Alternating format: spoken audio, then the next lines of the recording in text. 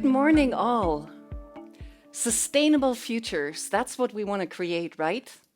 And we will not do it alone. We will do it together with education, with companies, businesses, consultants, and all of you. We know that it's urgent to create sustainable futures. We also know that companies are in need of skills. 63 companies need to hire people with green skills to reach their ESG goals. We know that half of the Gen Z employees, and I see some of them, future employees, will push their companies to deliver on their environmental goals. And the good news is the hiring of this green, sustainable workforce is going faster than the average. People with green skills get hired at a third faster than the average, according to LinkedIn. So all of this is good news, and we are here to explore this intersection between talent, sustainability, and corporate success. And I have the privilege and pleasure to be accompanied here by 4 excellent panelists who I'll briefly introduce to you. We have Alex Téchy, Product Analytics Manager at Ecovadis. And when I spoke with him, it stood out to me that he said, I doubt there is a bigger fight to fight than climate change. And he went to Ecovadis because he's fighting for his passion. We have Alicia Paricio, HR manager for Southern Europe, including Belgium and Netherlands, for EREM, a sustainability consulting company. And what was amazing to hear was she changed her own habits. Now she walks to the work instead of taking the scooter. We have with us Borja Segura, country director for Spain for ClimatePartner Sustainability Consulting, specialized on decarbonization. And he also followed his passion, and he's following this passion also in life, raising kids in nature, creating a sustainable home for his family, putting into practice all the best practices of decarbonization in his own life. And last but not least, Ximel Bladh, Sustainability Ambassador at Autodesk, who I believe has 3 full-time jobs. Apart from her full-time job in sales and sustainability as ambassador at Autodesk, she's also a professional football player, and she raises 2 small kids. So welcome them all to our fantastic panel on sustainable futures. Thank you.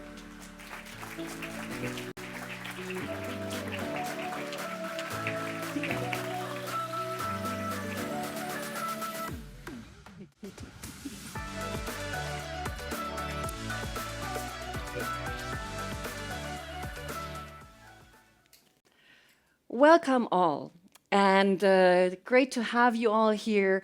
And I want to kickstart this panel with a question on that should particularly young people have listened up here.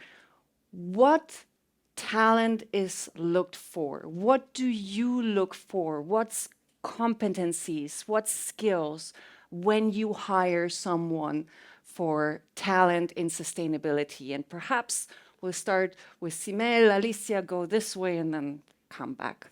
Ximel. Hi, everyone. I'm Ximel. Do you hear me well, first of all? Yeah, perfect. Well, when I had this question presented to me before, I thought about it. And maybe it's not the most sexy skills, but I think it's necessary to have a lot of motivation and passion and end up with a lot of resilience. This topic, the sustainability topic in business, in corporate, etc., it's tricky. Many times you're fighting for what you believe in. You're fighting to put this topic at a priority on the agenda. It's being pushed down again, etc. So that's why I come back to the words about motivation. You need to have that inner motivation that you really believe in the fight for sustainability, and resilience, as in when it's being put away on the priority agenda, you're being flexible, you work your way around it, and make sure it's put up there again. What would you add? Yeah, and I love what you say about the passion, and passion is really one of the main drivers for talent and also for the corporate companies as well. Um, I think that flexibility is part of this world where we are living in. We are in a volatile and constant changing, where we really need to have that adaptability to all the changes, flexibility, empathy as well. We work very much more and more from a hybrid model of working virtual with international people in different countries. So it's about also how we engage with those cultural differences to ensure that we are trying to achieve a common goal despite the challenges and the difference that we might have. And sometimes we keep on changing process. Technology keeps coming faster and faster. So we need to keep that flexibility ongoing and adaptability at all times. Communication, more and more we keep also delivering trainings on how to have a fluent communication across all levels within the organization, running also specific trainings also from the very junior people that are starting with us to the most senior, to really ensure that they are capable to be in front of others, speaking, presenting to clients, to customers. So that communication piece is also key. And I could keep on going, but I have two other panelists here, so yeah. So resilience, believe in the fight, flexibility, adaptability, intercultural communication. I'm sure we have more to add to a growing list. Yeah, and I want to stay on the word of resilience that I share with Ximel. And I know for that word, I assume that you are on the sales side of this business, the same as I. And yeah, this is something that it's a constant.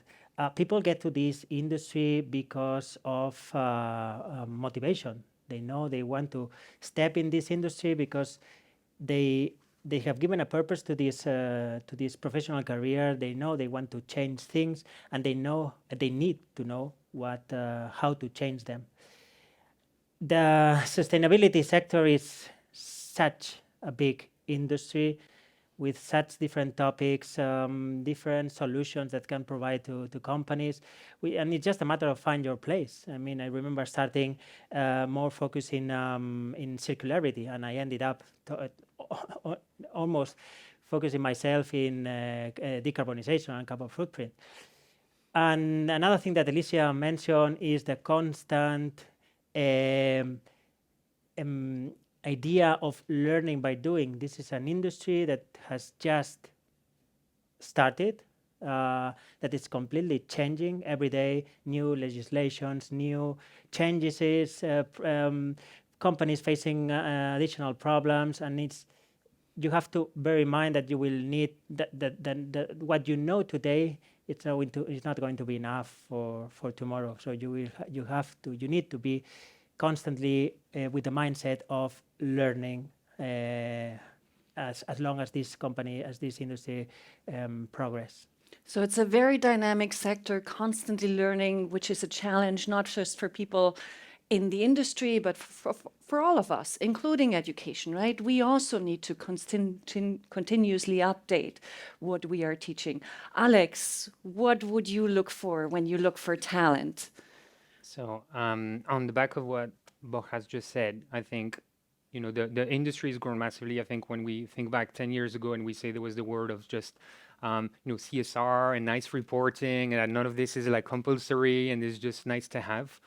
We live now in a world where employees are demanding much more from their companies, that they are more sustainable. The investors are starting also to get some pressure to invest more sustainably. The customers are. The legislation is a massive factor that's pushed the industry forward. So the good thing is that we now are in a world where, as Borja just said, it's a massive industry. There's loads of companies that are operating there that are professionals. And that means, yes, we need the resilience, we need that passion. That's the foundation on which we have to build. But we also need the job specifics, right? If you want to do a sales role in this company, we need sales specific competencies. I work in product analytics. We need analytics, programming, and analytics competencies, and the same can be true in every one of those. So the good thing is the industry is professionalizing at a very rapid pace. We have a need for a lot of those profiles, and then, as we said, that motivation, that inner willingness to contribute for a massive fight has to be there. Fantastic. I would love for you, since we went quite briefly over the introductions, if you could fill these examples with life, with an example from your job, from your daily reality. And you just mentioned product analytics and the kind of skills, which is a topic we'll come back to, since, of course, this Congress is about machine learning and artificial intelligence, all the technologies of the future. So how are these intersecting in your job? And how are you bringing this challenge to life? How are you tackling it in your daily life? Yeah, it's a good question. I feel like I'm in the middle of two storms: the sustainability one, the AI one. I'm trying to make sense of both of those. In terms of hiring, I need both, right? I want people that have the technical capabilities of like looking at the data, understanding, communicating that data, shaping it in many ways and forms, that have also a very strong understanding of how a business operates, how the industry operates. As I said, it's a very fragmented market that we have at the moment. So you need to understand all the little moving pieces that are contributing to it. And then on the front of motivation, what I find challenging, I'm hiring for roles right now, is that everybody wants to contribute, but it's always hard to unpick whether that's a true motivator or that's, hey, if I do a show of hands here, who wants to buy more organic food? Yeah, sure. Everybody will probably have their hands up. Who actually does it and puts the money towards it, right? So unpacking this inner motivation and finding the talents which are truly dedicated, that will have the resilience to fight the fights that we have to have internally to move a company to be more sustainable, when that may not always be. Sometimes it is, but not always aligned with their business and monetary goals. That's what we need, and this is something I find challenging as a hiring manager. So careful, do not just put interest in sustainability on your CV without having the ability to back it up with deep grounding. Borja, what does your work look like, and how do you bring your talents and skills to bear in this constantly changing world? Well, you have to bear in mind that I'm being on the sales side of this industry. You are exposed to different. I mean, I will say that our ClimatePartner, that is where I work, it's a multi-sectoral consultancy. So, I mean, I'm just facing every day different interaction with different companies based on different industries, and my face-to-face is with really random people. And as I was saying, it's not always talking with someone who understands what I'm telling him. It's normally I'm talking with someone sitting on a supply chain position or a financial position, marketing, and in the best case, it's someone from quality. So you have to get this technical and critical mind setting. This has to come on board, because you have to convince and you have to assess the one that you are having in front. So you need this technical background. And also what Alex was saying about bringing on board technology. This is something that it's rapidly growing also, because I remember when I started 5 years ago in this industry, I started doing manually carbon footprints with an Excel, with taking notes, and nowadays all of the companies have a calculator, a software, but there is still a lot of manual work behind all of this. And nowadays, just for you to make an idea, when you are working with a company that wants to calculate their 3 scopes, I would say that the average of these projects lasts for between 6 and 8 weeks. And this is something that internally we're trying to improve, to make it as automated as possible. But of course, always with someone on behind that has to help that company with that report to understand what are the reduction capabilities that usually come after a footprint calculation. So we start collecting here on the list. It needs to be someone with technical knowledge, knowing how to deal with data, with incredible people skills, multilingual, talking with people from all sorts of functions, who may not always be enthusiastic to be working on this additional task. And I'm curious what Alicia and Ximel have to add. Alicia, could you bring it to life with an example from your work? Yeah, and I think that especially I'm in the other side. So we are looking for that talent with passion, with technical skills, and we leave that technical expertise. And sometimes it's really about digging on expertise. It's not the wider knowledge you have, but how you expertise in a specific sector or a specific type of the environmental support that we will provide to the world leading organizations in the world. We are also looking into how to bring in talent that are happy, that stay with us. There is a talent shortage today in the world, especially as you were mentioning at the very beginning on the opening, on the green jobs. So companies also have to be very attractive to the talent that we are looking for, and it's more and more a much more human-centric approach that we are having in the corporate side, but also from the talent perspectives. The talent that come to join us, they want to see that their values are aligned with the values of the company, that what they are looking, how to impact on the societal aspects, that's also bringing into the company. Yeah. We'll come even more in depth back to that question, but you mentioned, for example, cultural communication and flexibility. What do the teams look like that work in your company at EREM? What kind of people from what kinds of places work on what kinds of tasks? So there are, as we say, we have different types of specializations, and what we are bringing is we are sharing knowledge within countries and within different places. So we might have people that perhaps are working on a due diligence for an M&A acquisition, and then it's not only that is somebody sitting in Barcelona now at the moment. We are looking that they get into teams that maybe one is sitting in US, another one is sitting in Australia, and how they embrace that cultural difference in order to provide back to the client what they are looking for. So that cultural changes, that cultural differences that they have between themselves. Yeah. Fantastic. Thank you so much. Ximel. Yes, so it says here I'm a sustainability ambassador, but to be fair, I'm a sneaky sustainability ambassador. My role at Autodesk, the company, is a sales role. And it's a sales role towards an industry that's called AEC. So they're architects, engineers, and construction. So it's an industry that design and make everything that we use daily, basically. And I was not hired necessarily because of my environmental studies that I have in my curriculum, but of sales skills. But as Alex mentioned before, like one of the great things about sustainability now being the top of the agenda is the push that many employees has made.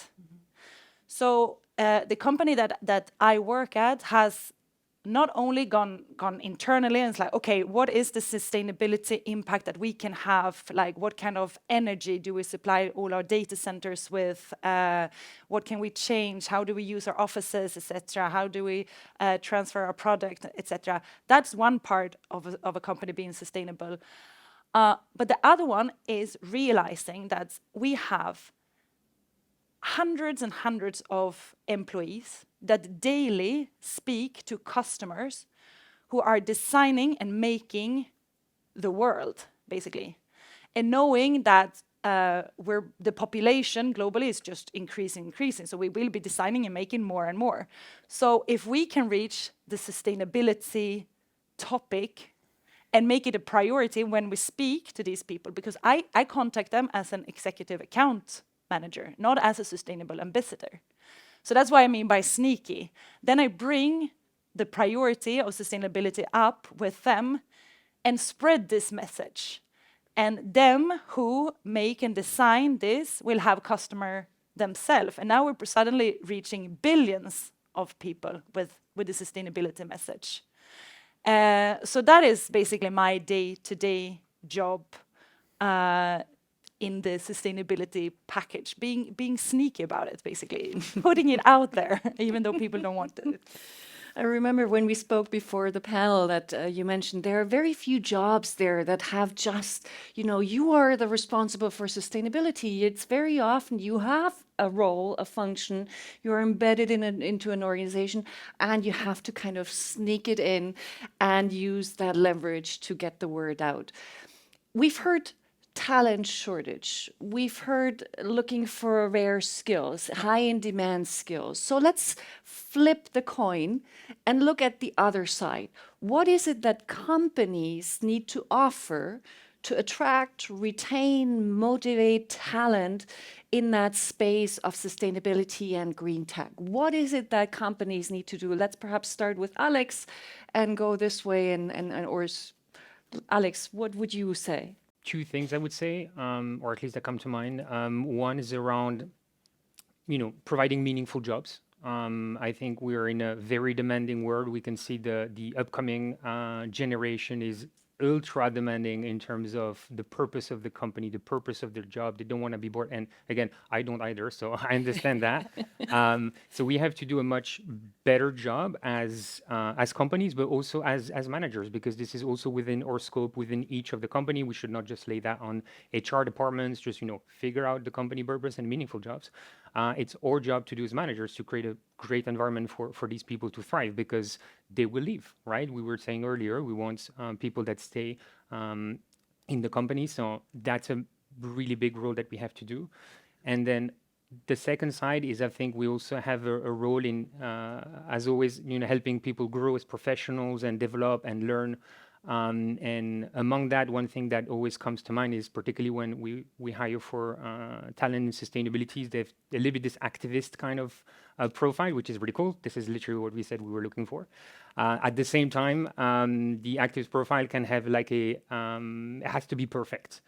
Because we want the perfect world, we want the ideal world where everything's sustainable, etc. And realistically, we're not there yet. There's barely any company out there that can claim they're the perfect company that fits the 2050 goals and etc. So I see it as our job as well, as managers, as companies, to help these professionals move past the frustration of working in a role where sustainability is not always going to be P1 topics for your stakeholders, and again gets that real momentum to actually change things, because it will feel slower than it actually is, but that's what we need to move forward. So definitely links to what we heard about resilience before, right? That being able to hold that tension between wanting to create sustainable futures, build that perfect world, and being able to deal with the tension that perhaps on a day-to-day basis, progress will be small, incremental, frustratingly slow sometimes, right? So helping people also navigate that tension and bear it while keeping the motivation that has gotten them to that job in the first place. Borja, I think that resonates with you as well, right? From what you've heard. But what is it that ClimatePartners provides, for example, to you and your colleagues to keep you engaged and to make sure you're staying there? I have to say that in my case, I was looking for a full-time job that could, where I could develop myself in sustainability. It wasn't that easy at the beginning, because I come from, I would say, from the more marketing sales side of the industry, and I didn't have any background on sustainability, so it started as my own interest in this topic, and I started after that building a background education, and then I started working on projects within other companies that were a bit linked to sustainability. So when I found, or when ClimatePartner got into my path, it was like, wow, now I can work on what I believe. It's like a matter of bringing some purpose to your professional career. Apart from that, apart from being comfortable with what I'm doing, because I believe what I'm doing, and I'm always like, in all my meetings, trying to fight with the one that I'm having in front to prove that climate change it's something real, because it's evident for us because we know about this industry, but it's not always evident for the other companies. Apart from that, I really feel comfortable being able to fully work on what I believe, and then the company does the rest. The company provides me with training. The company provides me with being able to make home office, which is also, in my case, a must. The interaction with colleagues. We are a multinational company, so that means that we have many offices around Europe and the United States. We are all in touch, and this is also motivating to learn from not other cultures, but other problems. For instance, our headquarters are based in Germany. Germany for sustainability topics is, I will say, a couple of years ahead from the Spanish market. So you really get to know what is happening in the future, and that's something that you can bring to the present of your country, which is, in my case, is Spain. And you learn from topics that you have never heard about in your conversation. So I would say that all of this makes me stay motivated. I was looking at Alicia because you had already embarked on some of these topics, right? Purpose, working from home. You know a thing or two about how to make a company attractive, since you are on the hiring side, right? As an HR director, can you give us some further examples of what ERM is doing to be attractive? We are looking into a new employee value proposition. We are not talking about workers anymore. We are talking about people and how we can make that this is a really interesting and lovely journey for them in all of their sides. It's not just at work, but it's also how you accompany that with the personal life of work. And there are some key connections. It's also about their feelings. It's not anymore, it's matrix, but you have to stay well, you have to stay connected, you need to feel well, and you need to feel yourself when you're within the company. So there are some things that are really key. I think Borja was mentioning about the remote working, but it's about flexibility once again, is that people need to feel that they are autonomous enough, that they can have a hybrid model of working, different working hours, 4 hours a week, or arriving and leaving at the time that is best to meet their personal needs as well. It's about how you create more connectivity, also linking with their family members as well, ensuring that there is a real career growth development, that there is something meaningful and it's individual for each one. Some people, I might prefer to have the autonomy to be working from home more or less. Some others are really ambitious and want to go faster in their career path. So it's about how you make that individual Tailored. experience to support them. So getting all that connected, more and more diversity and inclusion, so that you can be truly yourself when you're in the company, and D&I leaders and more coming into place. Well-being and mental health initiatives as well. In ERM, we have psychology support, coaching people, mindfulness session, yoga sessions, a little bit of everything that is really supporting that you stay well and you stay connected.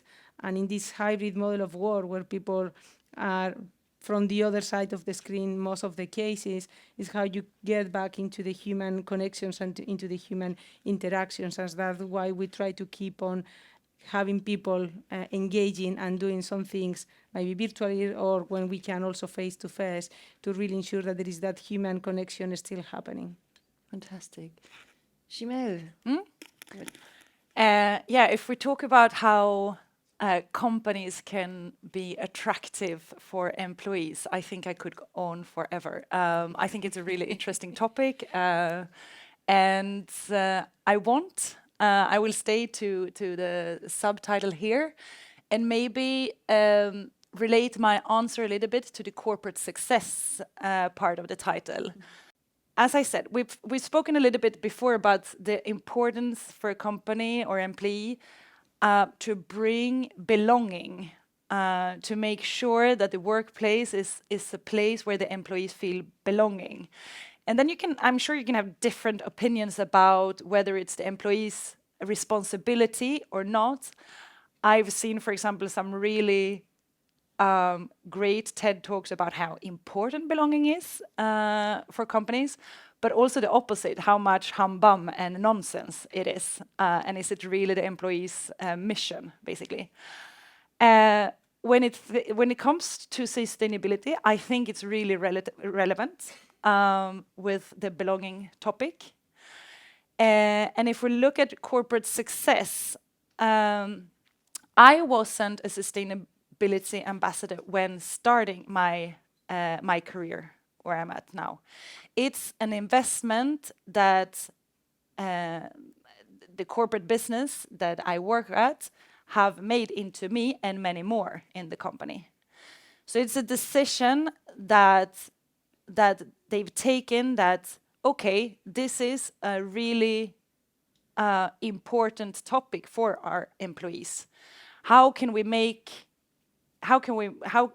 put that into practice, basically?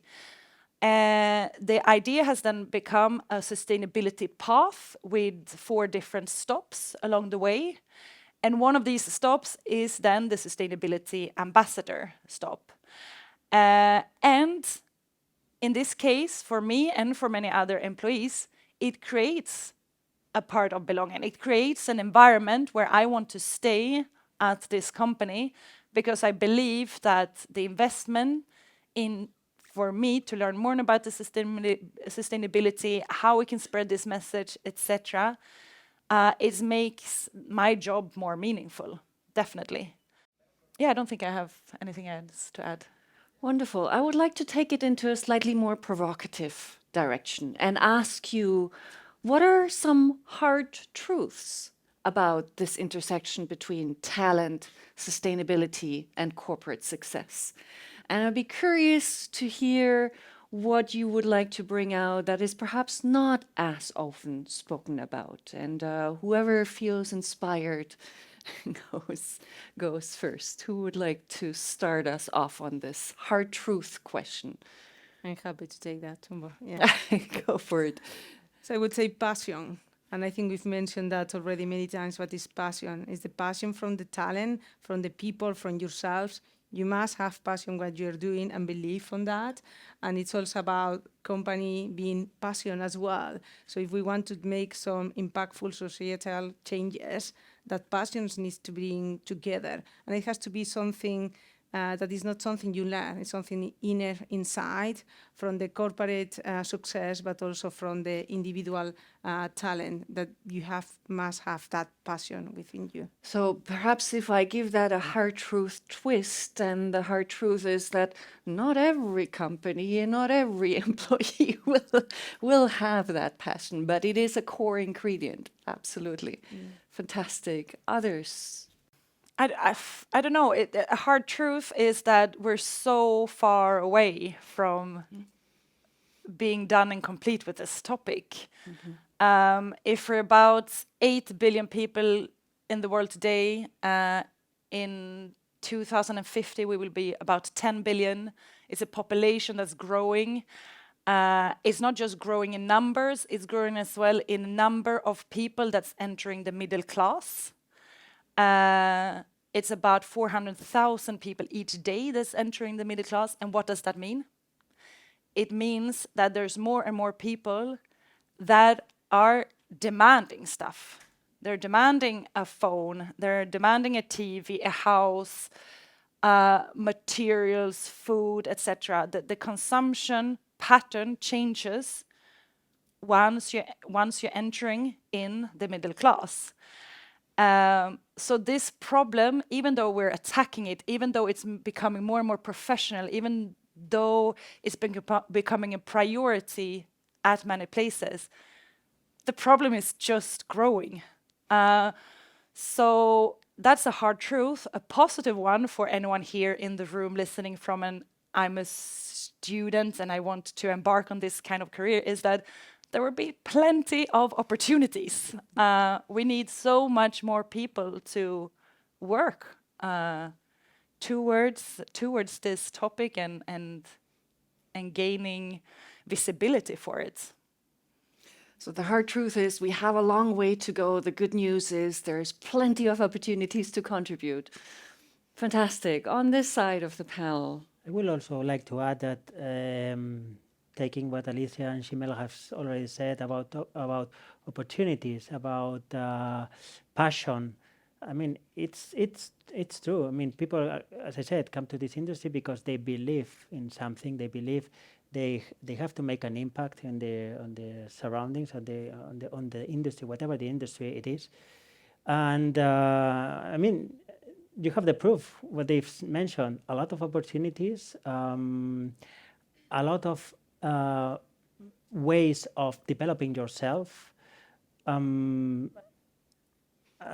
yeah, I mean, I couldn't be more in line with what they both said. Yeah. Fantastic. Thank Yeah. you. And to finish up on my side, I would say the debunking this idea of perfection at the end of the day, right? I joined company sustainability, so everybody's going to be into sustainability and wants to thrive towards this perfect world. I think what matters at the end of the day is change in the right direction and in the fastest way. And if the way to achieve that is to kill that idea of perfection, go realistic, understand that to convince somebody you might not have to use the sustainability arguments or another reason will connect more with them or whatever. Again, as long as it moves the needle in the right direction, probably that's the right thing to do. And it's fighting this kind of inner, I want this perfect word and I want to move faster than it will be. I think it's realistically we live in a business environment where it dominates all economic activities, and this is the one we need to move. There is a place for the startups, and we need that new energy, etc. But we also need to move all of the elephants of the industry that are right now having the impact, and for that, we'll need a little bit of resilience. Maja, I would also like to add that the context of the work is also pushing all the industries into this path. I mean, just think about all the different legislation that are coming through. I wouldn't say daily, but I mean, every month something is changing, and you have to learn from that. And that's why you have to bring professionals on board on your companies, and you cannot just rely to someone that is perfectly doing his financial work or his marketing work. You need some professionals that have a sustainable background to understand how the work is changing and how this change is affecting the industry. Yeah.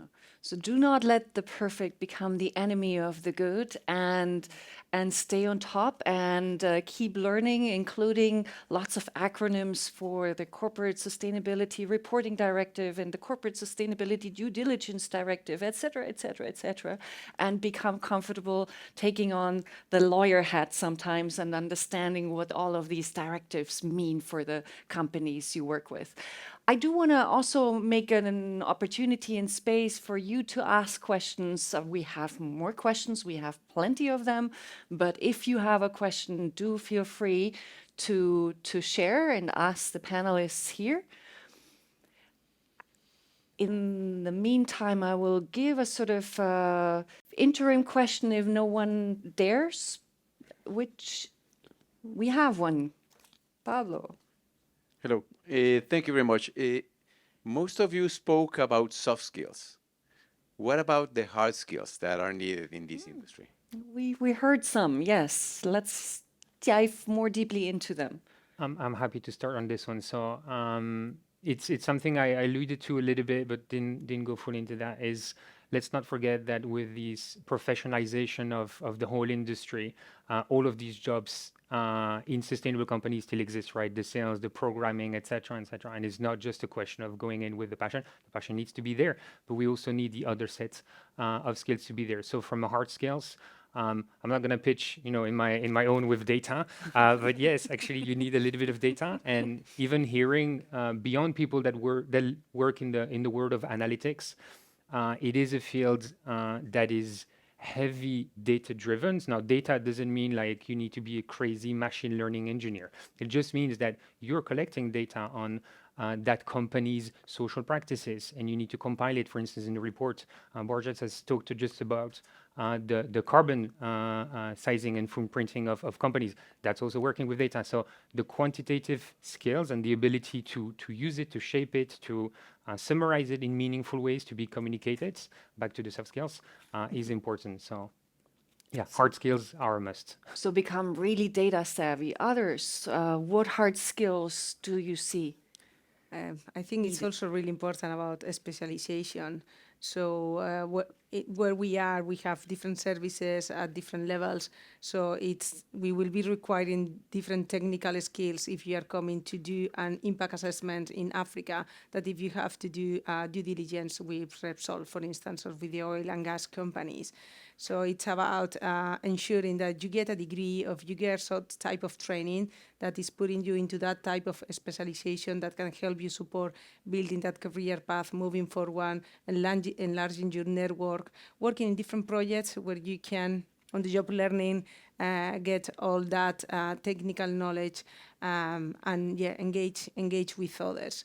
But technical background requires that technical training piece as well, and it's much more specialized. That when we talk about sustainability, well, the large portfolio of different services we have in the consultancy firm, it's incredible. So you might be really great at marine or biologists, but then we might need somebody that is air quality driven. So there are different skill sets. So it's really focusing as well on what is it specifically that you want to do, what you want to achieve, and then find the specific trainings and project work related that will take you there.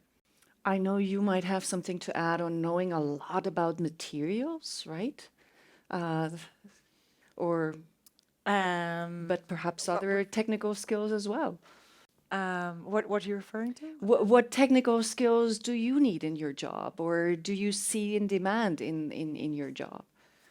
Yeah, no, definitely. And because in my job, the hard skills is about knowing what impact picking one material over another. Because it has a huge difference if you're gonna if you're the brain behind a huge infrastructure project or a land project or whatever. So here it comes down to a lot of technology and hard skills on what CO2 emission does this option bring me compared to another one. And loads of sustainability decisions are taking just there, basically.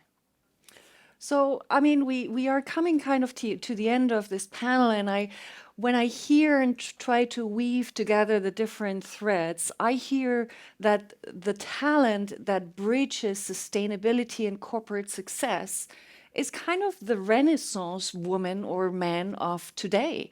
It's someone who combines deep technical knowledge in materials, on impact assessments, on data, is a critical thinker, is incredibly good at communicating, is very good at working in international, intercultural teams. It's this incredible, rounded and demanding package of soft skills and technical skills in a world that's getting faster, more uncertain, more specialized. So talent, watch out. The world is not going to get easier, but, you know, the positive news is there is lots of opportunity ahead. I think I heard the word purpose and passion repeatedly. And that is a call to all of us to truly dig in and find what's your true north. What is it that gets you out of bed in the morning? One of my favorite quotes is, "The world doesn't need more people who just look for a career or success. The world needs more people who have come alive." And I believe we have fantastic examples of people who have come alive in their jobs, in their careers. And I want to give you and all of us and all of you and for your a big round of applause for your participation and being here in this panel. Thanks so much. Thank you.